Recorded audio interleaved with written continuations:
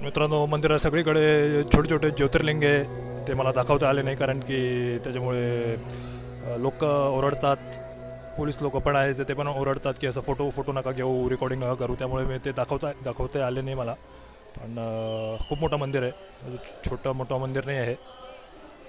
खूप गर्दी असते, खूप कर्नाटक. ही माझ्या मागे जी तुम्हाला दिसते ही योग समाधी आहे सिद्ध रामेश्वराची त्यांची.